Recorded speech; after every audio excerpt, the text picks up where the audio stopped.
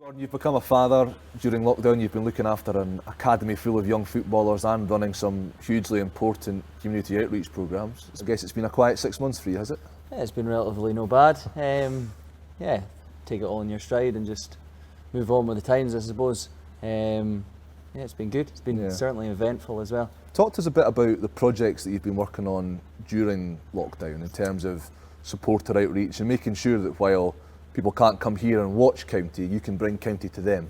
Yeah, so when lockdown sort of happened, we sort of had a lot of time to think between us and sort of put an emergency plan in place, so to speak, and look at how we can help people, not just with football. So we applied for a few grants, we were relatively successful in them, and then we put a project together called For Our People campaign, where we made phone calls to supporters over 65, we delivered hot meals to them, and generally just tried to keep in contact with as many fans, supporters, as well as that, looking at the kids and how we can help the kids. So we created packs for the kids, not all football based, and then tried to create some fun challenges around that. Obviously with them not being in school and maybe parents still having to work, trying to keep them occupied as much as possible.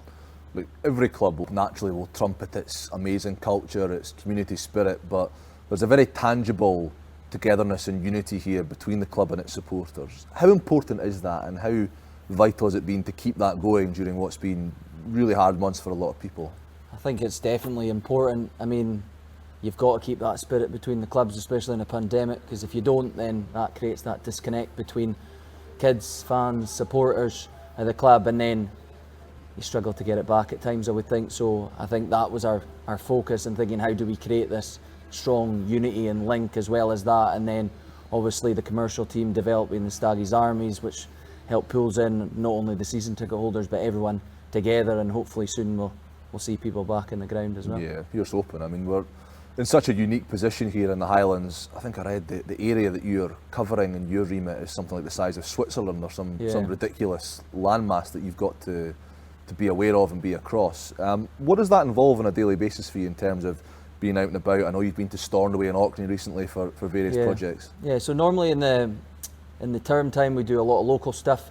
So we do what's called after school stuff, and our school partnership project, where we try and help targeted kids within a school, try and help them maybe get back into class, or just try and generally help the school and how we can move that forward. Then after school stuff locally between here and Inverness, and then in the holidays we tend to go far and wide to Orkney, Stornoway, and everywhere in between if we can. So yeah, it's good, and then again that's that one that we can keep that connect with the kids as well. Yeah. So how many kids have you got in with you training just now in the academy?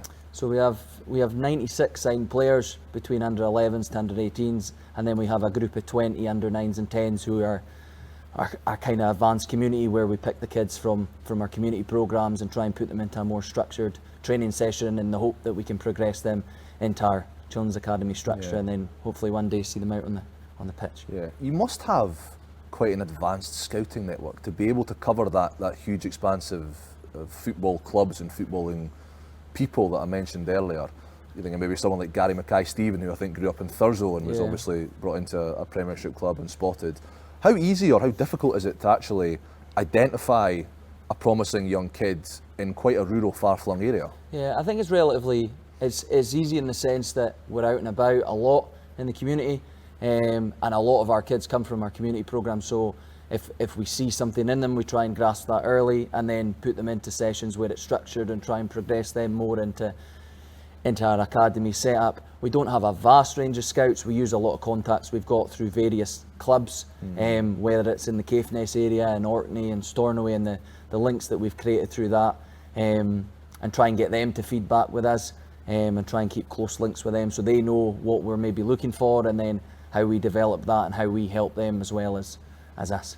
Are there specific things that you do look for in a young player? Are there specific on-field talents, but maybe off-field behaviours, determination, willingness, actual personal attributes that you look for in a player as well? There's a lot of variables with kids, but again, they need to be enthusiastic, they need to want to play, they need to have the willingness to learn, and then we can, as coaches and as a football club, develop their technical ability, their tactical ability throughout the age groups. But generally we're looking at kids who are enthusiastic, I want to play, and we can see technically that they can progress, and just try and harness that and try and push them on as far as they can go. Not all the time they're going to get in the first team, but again, if we can help them progress, whether it's here or at another club, then that's still developing players.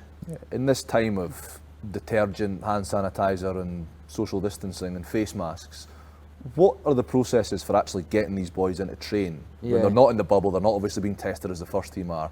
How much access do you have to them? What kind of training is going on, and what is it like in the current circumstances? So relatively speaking, to get them here by the parents is the biggest ask, because we can't car share at the moment. A lot of kids, some kids come 2.5 hours before they even get on the pitch. They have to fill in forms before they come to every session, which in a way is good because it's online, so it's not paperwork.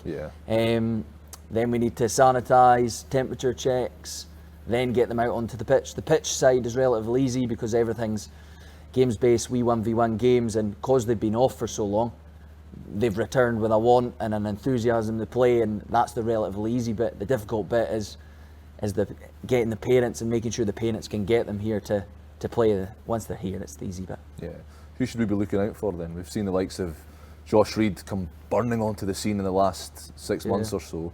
Who else have you got high hopes for that's come through that academy pathway? I don't think I'd like to name any names. We won't tell so soon on, but the group of boys between 15s and 16s, there's some picks in there that I won't quite hang my hat on yet, but no, certainly with Josh as well. Josh has been with us since he was 9, and seeing him playing out there every Saturday is great for the academy. And obviously I've been involved in the academy and the community side a long time. It's good to see Josh progressing and growing as a footballer, and long may it continue. At what point then in the development of a young player do you feel confident that they are ready to make that step up to training and possibly even playing with the first team? Because it's such a fluid concept and the development of a young player changes so quickly at different ages.